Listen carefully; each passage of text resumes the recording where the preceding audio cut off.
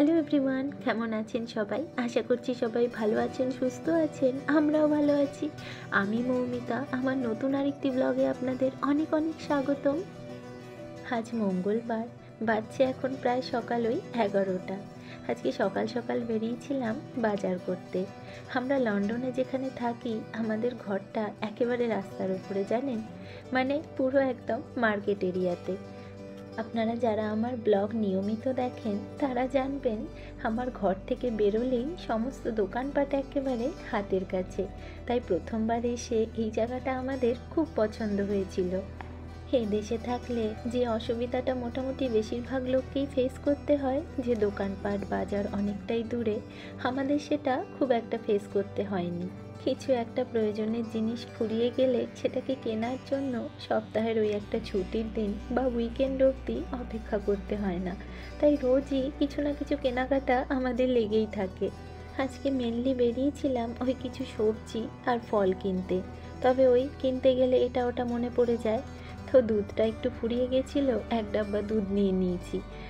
এখানে দুধ বিভিন্ন রকম কন্টেনারে করে, ওই ছোট বড় সাইজের কন্টেনারে করে এভাবে বিক্রি করা হয়। বেশ সুবিধা হয় তাতে।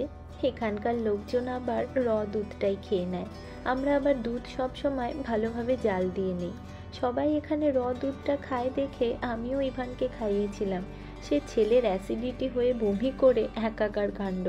তারপর থেকে দুধ সব সময় ভালো করে জাল দিয়ে ফুটিয়ে তারপরেই খাওয়াই। এই চেরি টমেটোগুলো নিয়ে এসেছি, বেশ খেতে হয় এগুলো, মিষ্টি মিষ্টি। আমি তো কাজ করতে করতে একটা দুটো করে শুধু মুখেই খেয়ে নিই। এই প্লাস্টিকের কন্টেনারগুলো খুব কাজের। এটার মধ্যেই টমেটোগুলো রেখে দিচ্ছি, তাহলে বেশ অনেক দিন ভালো থাকবে। আজ রান্না করব পদ্মার ইলিশ। এখানে এইভাবেই ফ্রোজেন মাছগুলোকে প্যাকেটে করে বিক্রি করা হয়। এই যে ওপরে বড় বড় করে লেখা রয়েছে সেরা পদ্মা ইলিশ। সত্যি স্বাদে কিন্তু মাছগুলো অপূর্ব হয়। তবে এদের এক্সপায়ারি ডেট দেখলে আপনিও চমকে উঠবেন। আমিও উঠেছিলাম। মাছগুলোকে যখন ইম্পোর্ট করা হয় তখন থেকে প্রায় 1 বছর পর্যন্ত এগুলো বিক্রি করা হয়। মানে মাছগুলোর এক্সপায়ারি ডেট থাকে 1 বছর পর্যন্ত। তার মধ্যে যেরকম বিক্রি হয়, পুরনো মাছ বলে নাক ছিটকেলে কিন্তু এখানে মাছ না খেয়েই থাকতে হবে। এই কফি গ্রাইন্ডারটা নতুন কিনেছি। তবে কফি গুঁড়ো করতে নয়, ওই অল্প অল্প পরিমাণে সর্ষে পোস্ত গুঁড়ো করার জন্য। খুব কাজের কিন্তু এটা। জল দিয়ে ধোয়ারও কোনো ব্যাপার নেই, শুধু ব্যবহার করার পর ভালো করে একটা শুকনো কাপড় দিয়ে মুছে রাখলেই হলো। এতটা পরিমাণে সর্ষে পোস্ত গুঁড়ো করে নিয়েছি, প্রায় 2-3 দিন চলে যাবে। আসলে প্রথম দিন আন্দাজটা অতটা বুঝতে পারিনি। এই ইলিশ, রুই, কাতল, মানে এই সমস্ত আমাদের দেশীয় মাছগুলো, ওগুলো আবার আমাদের এই লোকালিটিতে পাওয়া যায় না। সেগুলো কেনার জন্য আমাদের আবার সেই দূরের বাংলাদেশি মার্কেটটায় যেতে হয়, যেটা আবার আমাদের ঘর থেকে সময় লেগে যায় প্রায় 1 ঘন্টা মতো। এই 4 পিস আজ করছি, বাকিটা রেখে দিলাম। ওজনে প্রায় 1 কিলো 300 মতন ছিল মাছটা। দাম নিয়েছে ওই 13 পাউন্ড, মানে 1400 টাকার মতো। প্রতি শনিবার করে কৃষ্ণেন্দু আবার ব্যাডমিন্টন খেলতে যায়, তো গত শনিবারও গিয়েছিল। ফেরার সময় ওই বাংলাদেশি বাজারটার থেকে মাছটা নিয়ে এসেছে। মাছটাকে একটু নুন, হলুদ, সর্ষে পোস্ত আর সর্ষের তেল মাখিয়ে কিছুক্ষণ রেখে দিয়েছিলাম। এবার একটু উল্টে পাল্টে রান্না করে নিলেই হলো। এই মাছ তো আর বেশিক্ষণ লাগে না রান্না করতে, কিছুক্ষণের মধ্যেই হয়ে যাবে। আজ দুপুরের মেনুতে থাকছে সর্ষে পোস্ত দিয়ে ইলিশ মাছ, উচ্ছে বেগুন ভাজা আর সব রকমের সবজি দিয়ে ওই গাজর, বিনস, ফুলকপি দিয়ে মুসুর ডাল। আমাদের আবার মুসুর ডালটা খুব বেশি খাওয়া হয়। কখনো কখনো ওই ভেজ মুগ ডালটা করি অনুষ্ঠান বাড়ির মতন করে, যেটা আবার কৃষ্ণেন্দু খেতে বড্ড ভালোবাসে। এই যে ইলিশটা রান্না হয়ে গিয়েছে, বেশ অনেক কটা কাঁচা লঙ্কা দিয়েছি। আমার আবার ইলিশ মাছে এই সর্ষে পোস্ততে বেশি করে একটু কাঁচা লঙ্কা না দিলে ভালো লাগে না। কৃষ্ণেন্দুর আবার এই গোটা সপ্তাহটায় অফিস থেকে ছুটি পেয়েছে, তো বাবা আর ছেলে মিলে ঘরের মধ্যে এখন তুলকালাম চলছে। কি কি খেলনা সব অনলাইনে অর্ডার করেছিল, সেগুলো নিয়ে বসেছে দুজনে।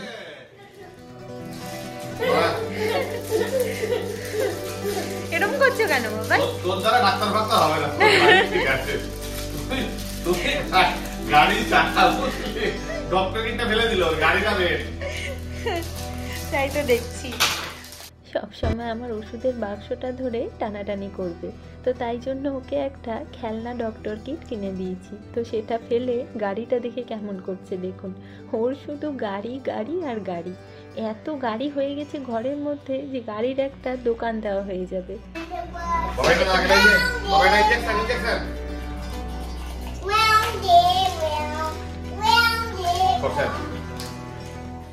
সকালে যখন বেরিয়েছিলাম তখন দেখেছিলাম একটা দোকানে অনেক ক্রিসমাস আর হ্যালোউইনের জিনিসপত্র এনেছে। তো তখন তো অতটা সময় ছিল না আর ভালো ফোনটাও নিয়ে যায়নি যে ভিডিওটা করব। তখনই ভেবেছিলাম যে বিকেলটা একবার বেরিয়ে আপনাদের দোকানটায় নিয়ে যাব। ক্রিসমাস যদিও দেরি আছে, কিন্তু আর 1 মাস পরেই তো হ্যালোউইন, মানে ভূত দিবস।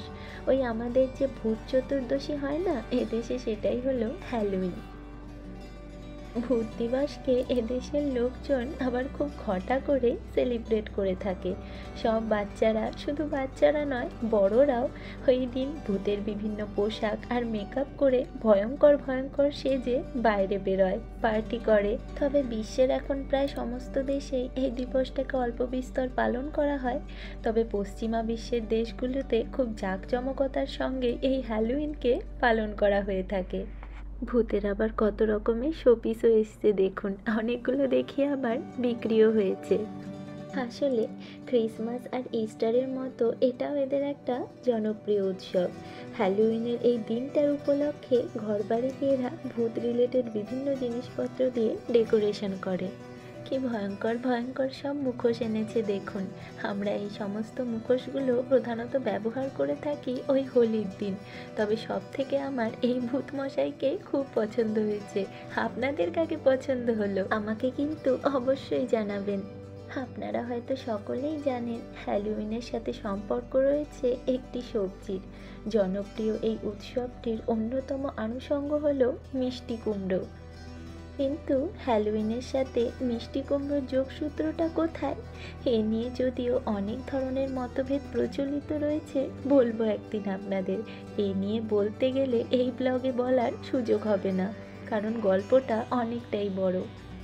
আজ আর এখান থেকে কিছু নিলাম না, হ্যালোউইন তো এখনো 1 মাস মতো দেরি রয়েছে।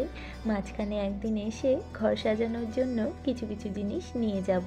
এখন এসেছি আরেকটা দোকানে, দূর থেকেই জ্যাকেটটা দেখে ভীষণ ভালো লাগলো। কাছে এসে দেখি ও বাবা, প্রায় 70 পাউন্ড দাম, মানে ওই 7,800 টাকার মতন। তো থাক, এখন আর নেব না। 70 পাউন্ড দিয়ে যদি নেই তাহলে আরও কয়েকটা দেখে তারপরে একটু চয়েস করে নেব। যদিও ওটা অল্প অল্প ভালো লেগেছিল, কিন্তু পরার পর আমাকে খুব একটা ভালো লাগছিল না। এগুলো আবার কি বলুন তো, সেন্টেড মোম। পাশ দিয়ে যাচ্ছিলাম, এত সুন্দর গন্ধ বেরোচ্ছে এরিয়াটায় যে না দাঁড়িয়ে আর পারলাম না। এই মোমটাকে দেখুন আবার ঢাকনা দেওয়া, কি অপূর্ব দেখতে। মোম শেষ হয়ে গেলে আবার কন্টেনারেরও কাজ করবে। এত সুন্দর গন্ধ, ইস, আপনাদের যদি ক্যামেরার মাধ্যমে গন্ধটাও শুকাতে পারতাম, কি না ভালো লাগতো আমার। তো রকম মেকআপের জিনিসপত্র রয়েছে, তো ভাবলাম এই বিউটি ব্লেন্ডারটা একটা নিয়ে নিই। আমার পুরোনোটা আবার ছেলেটা কামড়ে কামড়েই নষ্ট করে দিয়েছে। এখন তো হেমন্তকাল, কিছুদিন পরেই তো এখানে জাঁকিয়ে শীত পড়ে যাবে। ওই কারণে গরমের জামা কাপড়গুলো দেখছি অনেক কম দামে দামে দিয়ে দিচ্ছে। অনেকটা সময় বাইরে ঘোরাঘুরি করলাম, সেই দুপুরে ভাত খাওয়া দাওয়ার পর বেরিয়েছি। এবার ঘরে ঢুকবো, একটু মিষ্টি নিয়ে নিয়েছি, রাতে রুটি দিয়ে খাবো।